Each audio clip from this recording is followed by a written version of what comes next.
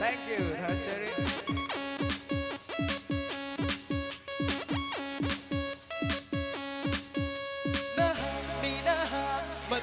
Sigina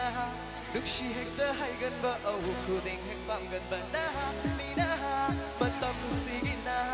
Dukshi hekta haigan ba au kuding hek pamgan ba Pami hekta son gan ba Panglan hekta sagan ba Atun hekta yawning ba Arhon ba hamdan hamda ba Pami hekta son gan ba Panglan hekta sagan ba Atun hekta yawning ba Arhon ba hamdan hamda ba Bakan sigi bakan Matam sigi bakan Bakan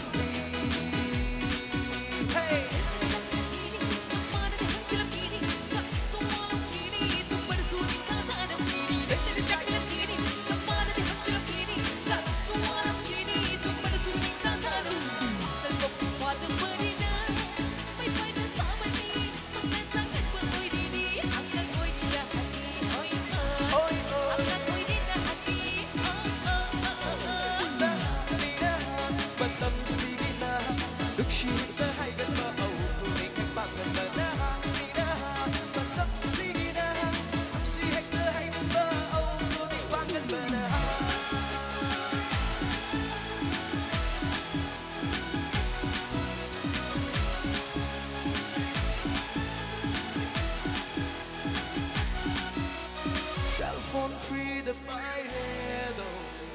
Ying ba ying ba hey do Say the fajaba khang le do Don't understand so hey do Cellphone free the fire do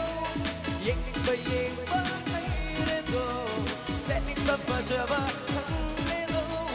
Don't understand so hey do